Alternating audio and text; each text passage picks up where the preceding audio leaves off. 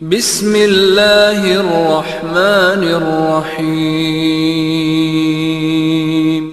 اس آیت کی تفسیر اگر کسی نے سننی ہے نا تو ڈاکٹر اسرار صاحب کو سنیں، جس طریقے سے وہ بیان کرتے تھے کہ ایمان کا لٹمس ٹیسٹ کیا ہے۔ قل ان کان آباؤکم، اے نبی ان سے فرما دو کہ اگر تمہارے آباء و اجداد، و ابناؤکم اور تمہاری اولاد بیٹے، و اخوانکم اور تمہارے بھائی، و ازواجکم اور تمہاری بیویاں، و عشیرتکم اور تمہارا کنبہ، و اموال اقترفتموہا اور وہ مال جو تم نے کمائے ہیں، و تجارت تخشون کسادہا اور وہ تجارت جس کے ماند پڑنے کا تمہیں ہر وقت اندیشہ لگا رہتا ہے، وَمَسَاكِنُ تَرْضَوْنَهَا اور وہ مکانات جو تمہیں بڑے پسند ہیں۔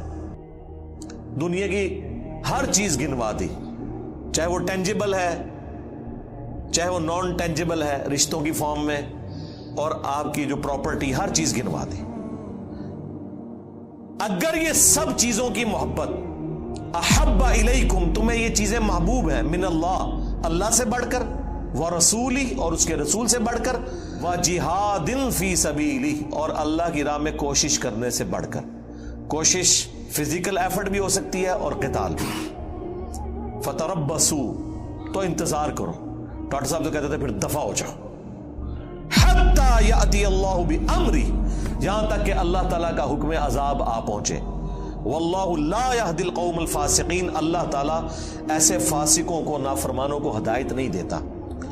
اب یہ دیکھیں، تین چیزوں کی محبت جب تک ڈومیننٹ نہیں ہو جاتی ان 8 چیزوں کے اوپر، ان کان آباؤکم، تمہارے آباء و اجداد، ماں باپ، دادی دادا، نانی نانا، وہ ابناؤکم اولادیں، اس میں پوتا پوتی بھی آگے، بیٹے بیٹیاں بھی آگی، وہ اخوانکم اور تمہارے بھائی، ساری رشتہ داریاں، وہ ازواجکم اور تمہاری بیویاں، وہ عشیرتکم اور تمہاری رشتہ داریاں جتنی بھی ہیں، اور تمہارے مال جو تم نے کمائے ہیں، اور تمہاری تجارت جس کے ماند پڑنے کا تمہیں ڈر لگا رہتا ہے، اور 8ویں چیز تمہارے مکانات، پراپرٹیز، سب کچھ آ گیا۔ یہ 8 چیزیں جب تک اللہ، اس کے رسول اور اللہ کی راہ میں کوشش، جہاد اور قتال کرنے سے بڑھ کر تمہیں محبوب ہے تو سمجھ لو تمہارا ایمان کوئی نہیں ہے۔ اور اگر اللہ اور اس کے رسول کی محبت اور قتال اور جہاد کی محبت تمہارے دل میں ان سے زیادہ ہے تو سمجھ لو تم ایمان والے ہو۔ تو یہ پتہ کیسے چلے گا؟ پتہ اس وقت چلے گا جب دونوں چیزیں مد مقابل آئیں گی۔ ویسے تو سارے کہتے ہیں جو بھی ہیں تیرے محبوب کی امت سے ہیں۔ داڑھی کی بات کریں، کہتے ہیں جی وہ بیوی نہیں رکھنے دے رہی، کوئی کہتا ہے جی ماں کہہ رہی ہے میں دودھ نہیں بخشوں گی، تو پتہ چل گیا کہ کون آگے نکل گیا۔ النبی اولا بالمؤمنین من انفسہم وازواجہ امہاتہم، نبی مومنین کی جانوں پر ان سے بڑھ کر حق رکھتے ہیں، نبی کی بیویاں امت کی مائیں ہیں۔ تو جانوں پہ اگر بڑھ کے حق ہے، جان سے بھی بڑا حق ہے، تو بات تو اسی کی ماننی ہے۔ اور اللہ کی محبت وہ تو اہل ایمان کے ایمان کی بنیاد ہے۔ والذین آمنوا اشد حبا للہ، اہل ایمان کی تو نشانی ہے کہ وہ شدید ترین والہانہ وارفتگی میں، دیوانگی میں اللہ سے محبت کرتے ہیں۔ پھر محبت کا لیٹمس ٹیسٹ بھی بتا دیا گیا۔ قل ان کنتم تحبون اللہ فاتبعونی یحببکم اللہ، اے نبی تم فرما دو اگر تم اللہ سے محبت کرتے ہو نا اور اس کا دعویٰ رکھتے ہو، پھر میری پیروی کرنی ہے، پھر اللہ بھی تم سے محبت کرے گا اور تمہارے گناہوں کو بھی معاف فرما دے گا۔ یعنی رسول اللہ کی پیروی اللہ کی محبت کا لٹمس ٹیسٹ ہے۔ تو اگر اللہ کی محبت کا لٹمس ٹیسٹ یہ ہے کہ آپ نے نبی علیہ السلام کی پیروی کرنی ہے، تو نبی کی محبت کا لٹمس ٹیسٹ کیا ہے؟ میلاد کے اوپر جھنڈا چڑھانا، وہ بھی یہی ہے نا۔ اس سے بڑی محبت کا لٹمس ٹیسٹ ہے رسول اللہ کی پیروی کرنا، اور پیروی ہے اطاعت نہیں،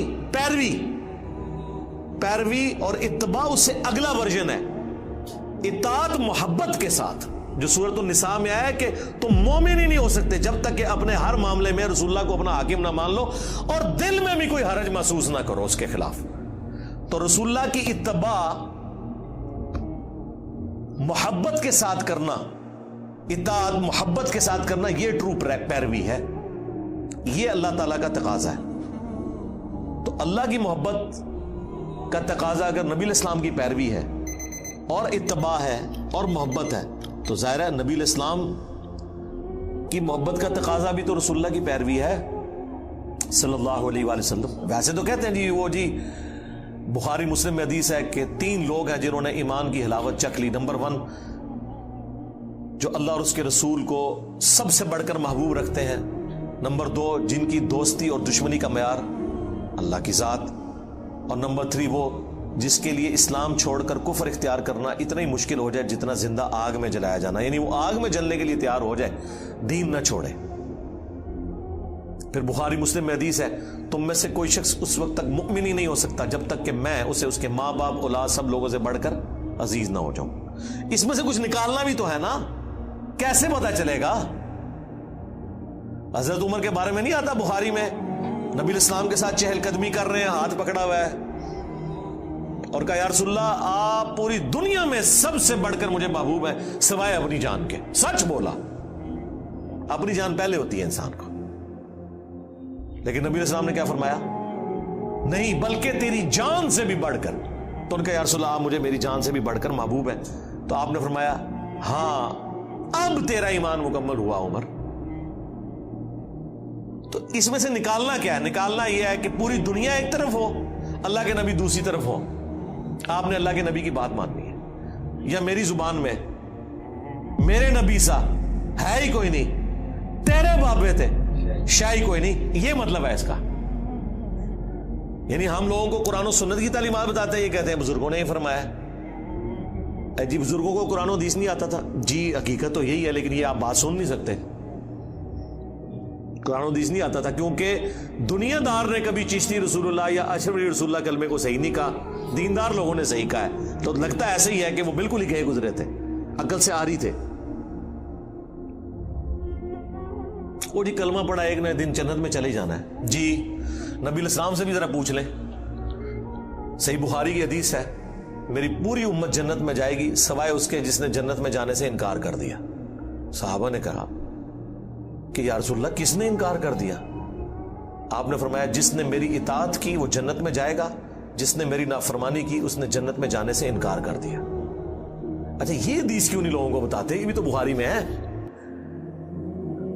بخاری سے آپ کو آدھی حدیث بتاتے ہیں کہ نبی علیہ السلام اینڈ پہ نکال لیں گے جس کے دل میں رائی کے دانے کے برابر بھی ایمان ہوا، وہی جنم سے نکال رہے ہوں گے نا۔ ہاں پتہ نہیں کتنے 100 سال تک وہ جہنم میں رہے گا، یہ پتہ ہے کسی کو؟